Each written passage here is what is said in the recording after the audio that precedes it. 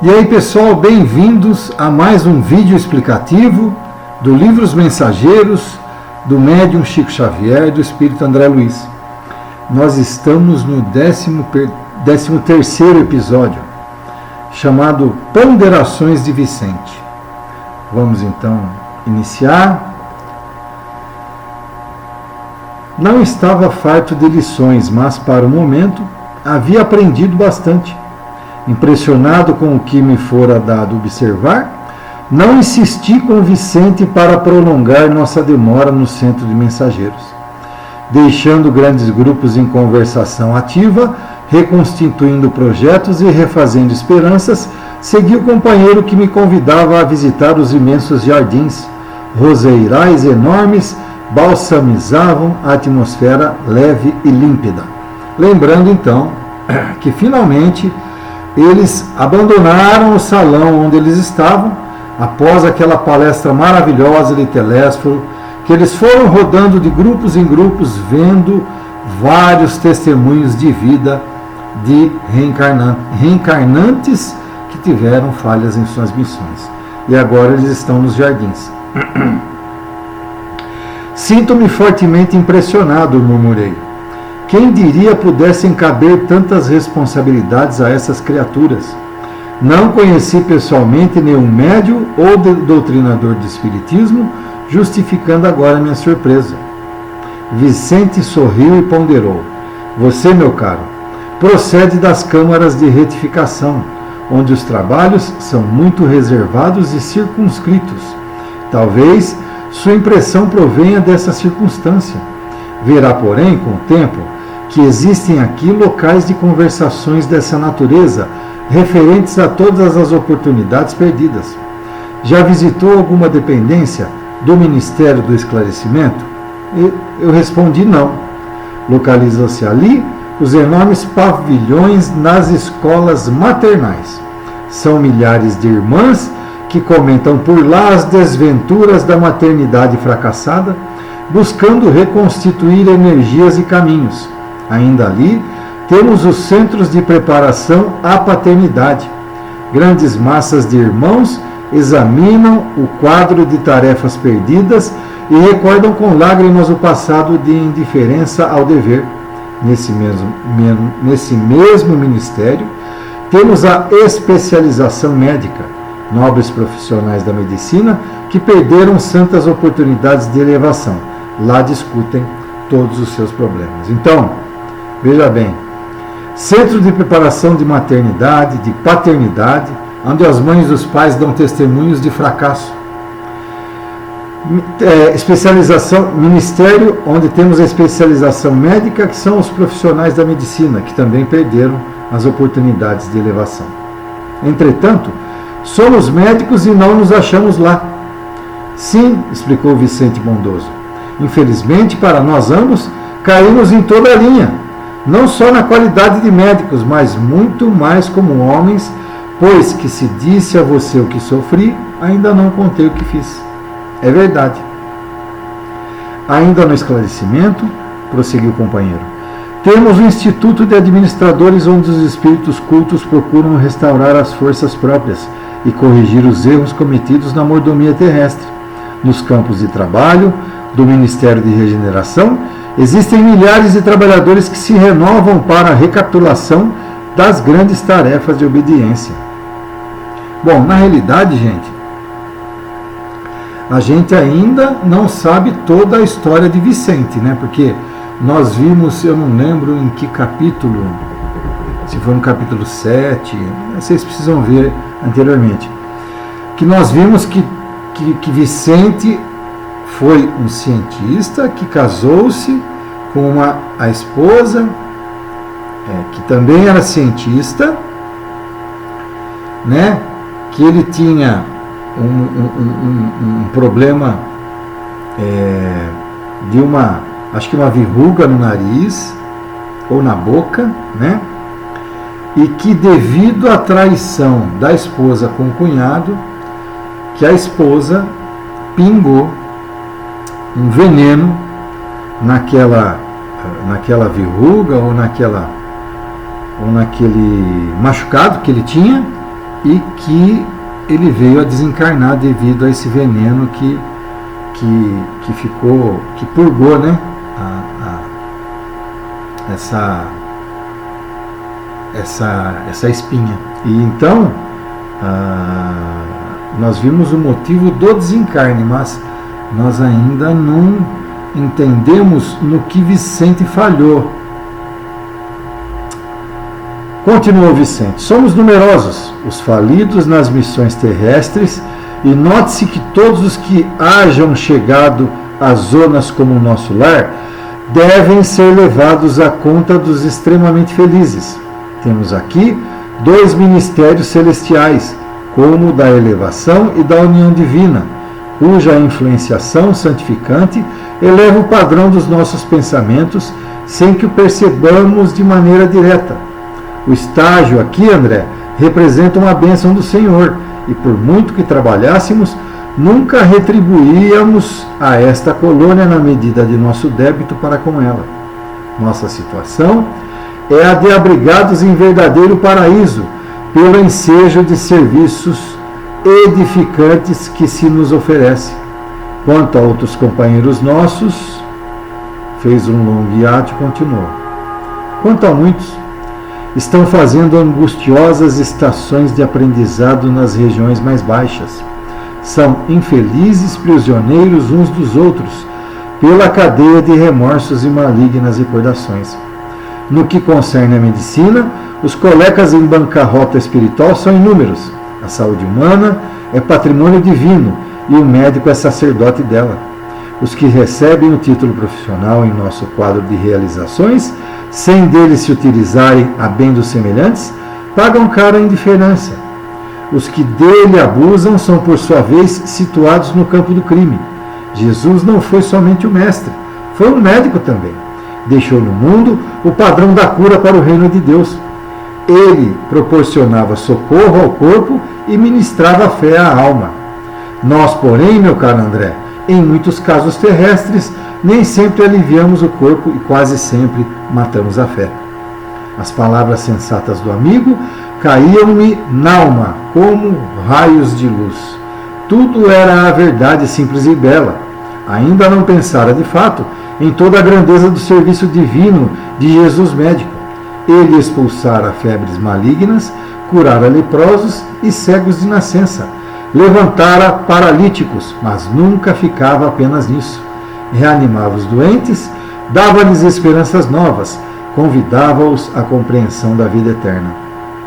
Então, realmente, né, gente, Jesus foi um médico na Terra, né, porque ele fazia todo tipo de cura.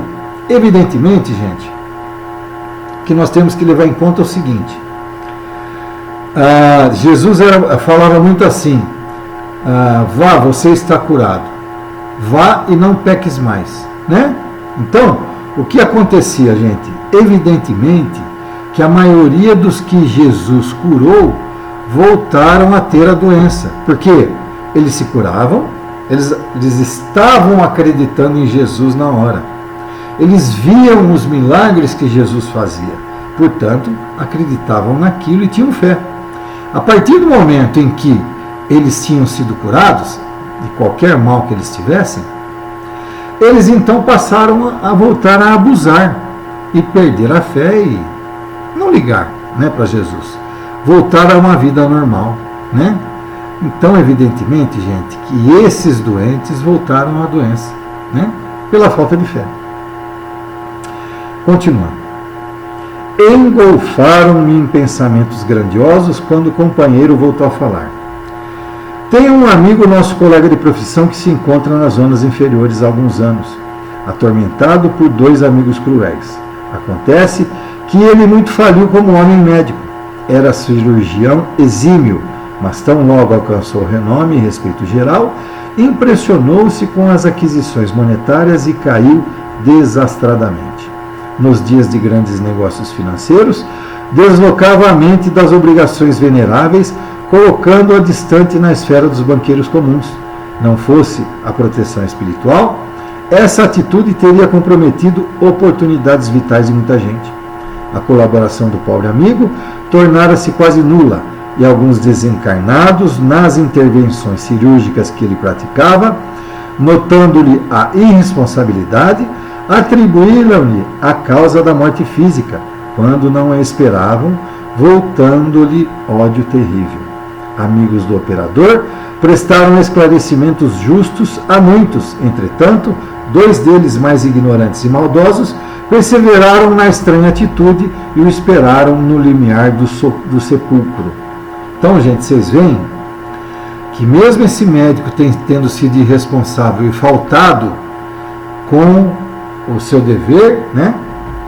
Então que a espiritualidade, com todos os obsessores que tinha, a espiritualidade intervia no sentido de dar bons conselhos para que não ficassem como obsessores.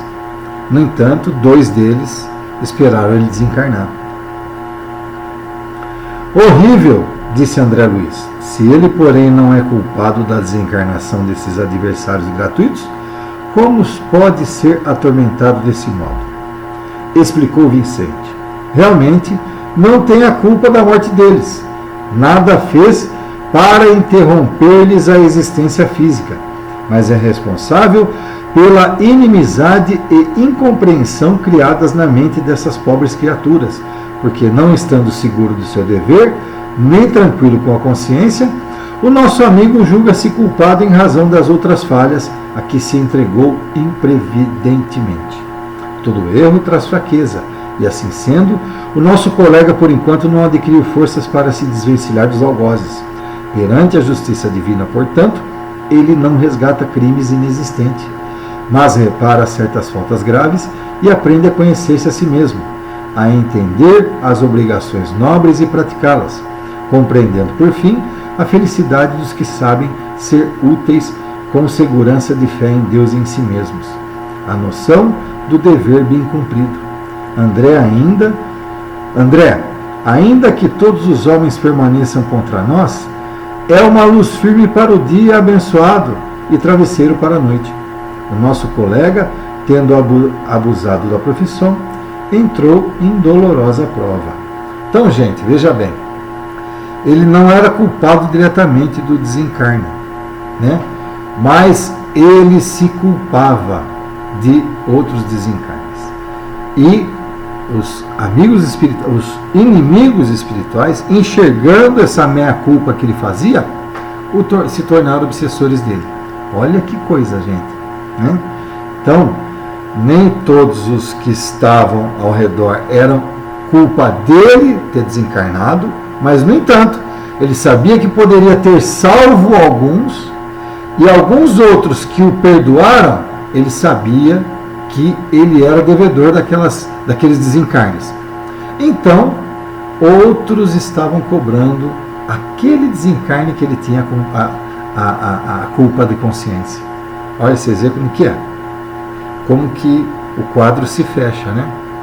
Mesmo ele não tendo culpa do desencarne daqueles que estão obsediando, ele tinha culpa de outros. E a espiritualidade permitiu que outros viessem cobrar pelo desencarne que ele cometeu com relação a outras entidades. Olha como que é, né? Então você não escapa. Você não escapa. Assim, agora compreendo. Onde existe uma falta, pode haver muitas perturbações. Onde apagamos a luz, podemos cair em qualquer precipício. Justamente. Calou-se o amigo andando muito tempo ao meu lado, como se estivesse surpreendido como eu, defrontando as avenidas de rosas. Depois de longas meditações, convidou-me fraternalmente. Regressemos ao nosso núcleo. Creio, devamos ouvir Aniceto, ainda hoje, referentemente ao serviço comum. Gente, a partir de agora, esse é o final do 13º episódio.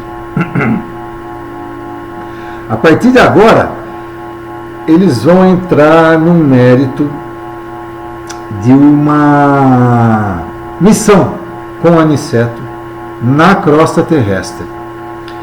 Vejam bem, sim, faz parte do nosso Lar 2 que eles tinham uma missão com Aniceto na crosta. Então o 14º capítulo chama-se Preparativos. Então eles vão começar a preparar Vicente e André Luiz para fazerem essa visita na crosta terrestre para uma missão. E vocês vão ver que Aniceto é muito mais perfeito do que o Aniceto do Nosso Lar 2, porque o Aniceto do Nosso Lar 2 tem uma hora que ele entra em estado de perturbação. Vocês devem lembrar disso. Aniceto aqui não tem esse problema, tá? Nós vamos ver que ele é um espírito mais evoluído. Longe, evidentemente, se ele está em Nosso Lar, muito longe da perfeição, mas que é bem superior a todos aqueles que estão ao seu lado, tá? Vocês vão ver que André Luiz vai ser preparado em uma câmara especial. Tanto André Luiz como Vicente vão ser preparados em câmaras especiais para que os sentidos mediúnicos dele sejam mais apurados. Também é um negócio maravilhoso. Então, agora nós vamos entrar numa nova fase de Nosso Lar, tá bom? Então vamos ver aqui nos próximos episódios o que vai rolar. Espero que vocês tenham gostado, espero que vocês tenham entendido, principalmente o que aconteceu com esse médico, esse último exemplo de médico que está sendo perturbado, né? Só para complementar aquela explicação, gente. Assim, o exemplo que Vicente deu é o seguinte, ele fala que um médico, né? Vamos devagarzinho, temos mais um tempinho aí para o vídeo. Ele falou que um médico amigo dele estava em perturbação. Tinha 2 espíritos obsessores que estavam esperando ele quando ele desencarnou. E até então ele estava no umbral sendo perturbado por essas 2 entidades. Mas o Vicente explica que as 2 entidades que estão amaldiçoando, obsidiando esse médico, não tinham culpa direta. O médico não tinha culpa direta pelo desencarne deles. Tá. Só que o médico tinha culpa direta do desencarne de outros que já o tinham perdoado. Lembra que falou assim? Que vários obsessores estavam rodeando, que a espiritualidade veio e que vários entenderam o que a espiritualidade falou, perdoaram o médico e foram para as esferas superiores. 2 deles não foram, não entenderam e estavam obsediando. O que atraiu esses 2? Que ele não tinha culpa no desencarne desses 2. A culpa com relação àqueles que o médico tinha sido perdoado. Eles perdoaram o médico, foram para as esferas superiores. Esses 2 perceberam que o médico tinha a consciência pesada pelo desencarne de outros que já perdoaram ele, e a espiritualidade permitiu que esses 2 obsessores fizessem com que ficassem o tempo todo o obsediando. Por quê, gente? Pela dívida que ele tinha para com os outros. Então, é uma cobrança indireta que a espiritualidade permite que aconteça. Viu? Para vocês entenderem direitinho. Espero que eu tenha me feito entender. Então, até o próximo episódio. Lembrando, vão lá, curtam, compartilhem, mandem aí para todos os seus contatos, se inscrevam no canal, compartilhem com o maior número de pessoas possíveis para que essa nossa querida doutrina espírita seja cada vez levada para mais gente entrarem na faixa de entendimento, tá bom? Lembrando também que eu não edito o vídeo, então todos os meus erros de leitura e erros outros, né, vão aparecer no vídeo também, tá bom? Um abraço e até a próxima!